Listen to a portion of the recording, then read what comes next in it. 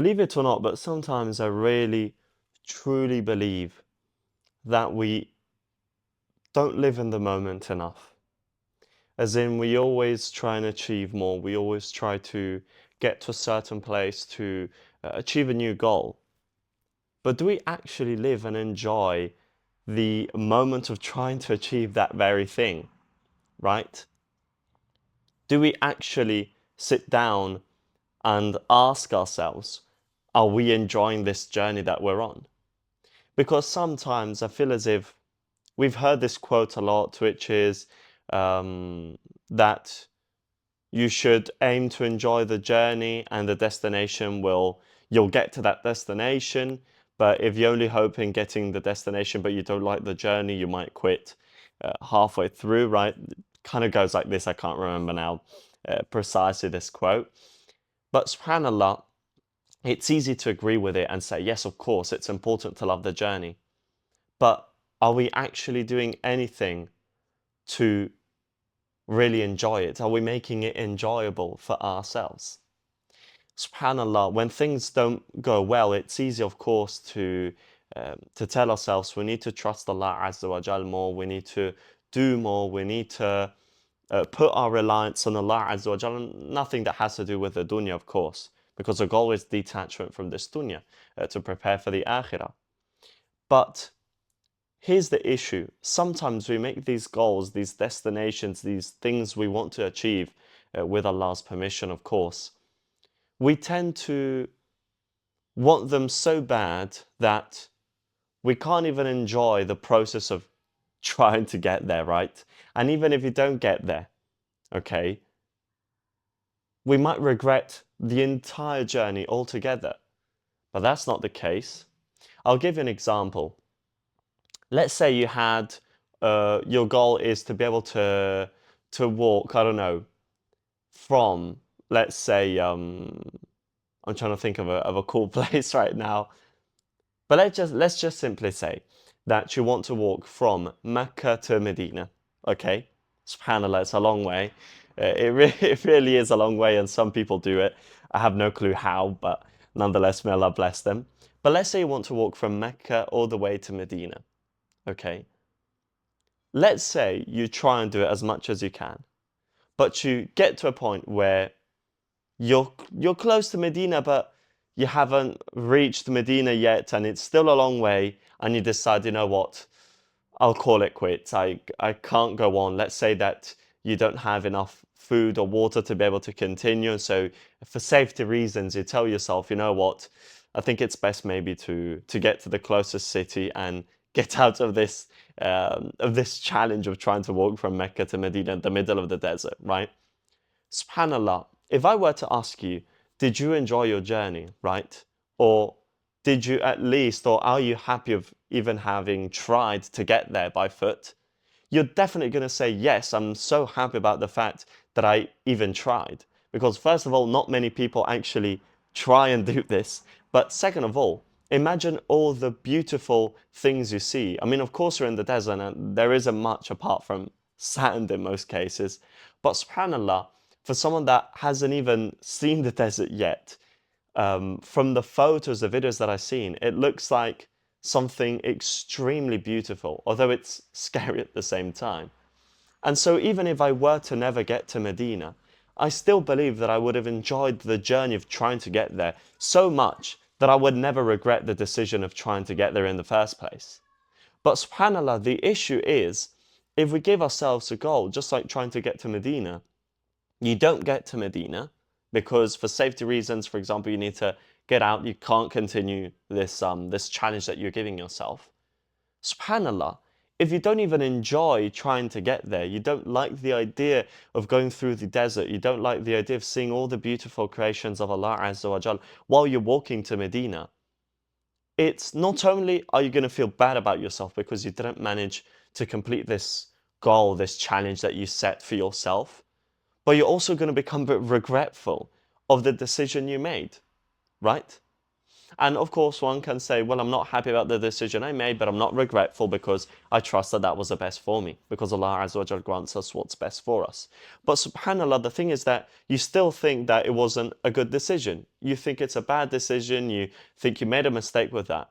But subhanAllah, what I believe is that when we give ourselves goals, we should give ourselves a particular goal, knowing how the journey will be or what the journey will look like to get to that goal. And if we don't like what that journey looks like, right, to get to that destination, to that very goal that we want to achieve, then subhanAllah, I don't even think it's a good idea to try and get to this particular destination, because in a sense you're setting yourself up for failure, right? Because if you don't enjoy what you're doing, right, if you don't manage to get to that destination, because at the end of the day it's Allah Azza wa Jal who's in control of our qadr, right, of our destiny, right? So let's say you were never to achieve that destination, you're going to feel so bad about yourself and you're going to regret everything altogether that you did, or feel bad about yourself for having done all those things because you weren't enjoying them, right? So subhanAllah, I feel as if we need to learn to enjoy the journey more. Okay, it's something that we need to fall in love with the process, right? Of trying to get to a certain place. Now, the ultimate goal is Jannah. We know it's Jannah. And how do we fall in love with the process of trying to get to Jannah? Well, definitely by detaching from the dunya as much as we can. But also, how do we detach from the dunya? Well, making dhikr, trying to always read the Quran, read stories from the Quran, create a habit with it, right? It can be praying more voluntary or voluntary, I don't know how you say it, salah. It could be literally anything that can get you closer to Allah Azza wa Jal, right? And further away from attaching yourself from this dunya, subhanAllah. And on that note, I also wanted to talk about my very first, let's say, sponsor of this video. And it has to do with trying to achieve Jannah, which is great when we're talking about this topic. And there's a few brothers that I met. Alhamdulillah, they're really good brothers, both Muslim, one of which is actually a revert, and he has a YouTube channel as well. His name is Jan, and you can actually find his YouTube channel. I think I'm going to link it down below in the description if you want to check him out. But he and a team of other Muslim brothers have actually come up with a new app, and it's an app called Just Pray. You might have seen a few videos from them by now. Now, I don't know if the app is still out right now or it still has to come out, right? I don't know if it's out now or if it still needs to come out. But nonetheless, it's such a great app because, subhanAllah, they wanted to create something that could really benefit the ummah. They didn't want to create a normal, like let's say, average habit tracking app, but they decided to create something that can benefit the ummah for those who are finding it hard to either start praying or to pray consistently, right? And what they do is that they let you track every single prayer you make and every single prayer you miss. And of course, you need to be honest when using it. You can't say, oh yes, I prayed on time, just because you don't want to see the red dot on Asr, for example. So subhanAllah, it's really good because it allows you to see what you are missing, what are the salah that you're missing the most. And it also tries and helps you to pray on time. Not only do you get a notification for Salah 15 minutes, 10 minutes, 5 minutes before the actual Salah time, you get another notification on Salah time, and then you get another one that can be from 15, 30, or 45 minutes after Salah time, just so it makes sure that you don't forget about Salah. Now that's not it, because there's also a really, really cool, and I tried it because they gave me like early access to the app, and it's really fun. They have a gamification system to it. And they decided to come up with this garden kind of idea, this garden, digital garden, that with every single salah you pray, that you pray on time, a new tree with leaves grows in your garden. And the more salah you pray, the more leaves this tree has. And when you complete one day of salah, of 5 salah, a full tree like grows. And it's great because you get to the end of the month and you see all these different trees, all the different colors in this garden, and you just feel good about yourself because, alhamdulillah, you've been able to pray consistently and pray all the salah on time, right? But it's also a great way to truly understand, wait, am I actually praying enough, right? So subhanallah, it's a really good thing. And plus they've also got a journal. It's really, really useful. Nonetheless, I'm pretty sure you can either find early access or the link to their website below for the app, inshallah. And of course, may Allah bless them for coming up with this idea. And that's basically it. So the reason why I wanted to also connect it to this app is what we were talking about, which is like Jannah.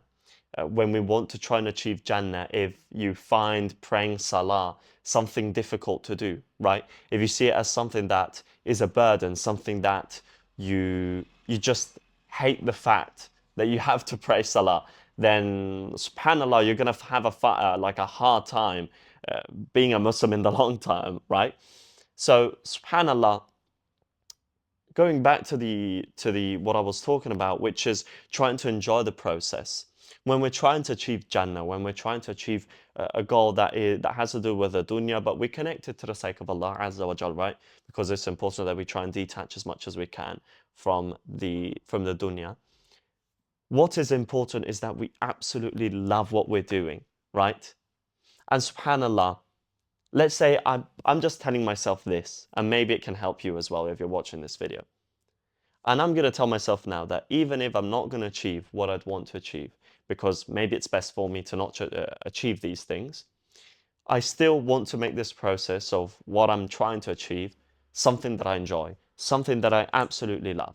Because subhanAllah, the last thing I want to do is trying to achieve something, not achieving it, and then becoming regretful for the decision I made. So subhanAllah, I truly believe this needs to be something that we need to not just say to ourselves, but also implement. So we need to try and make things enjoyable for ourselves, reward ourselves for achieving smaller little goals, right? These small little things really help us, in my opinion, make the process of trying to get to a certain place so much more enjoyable.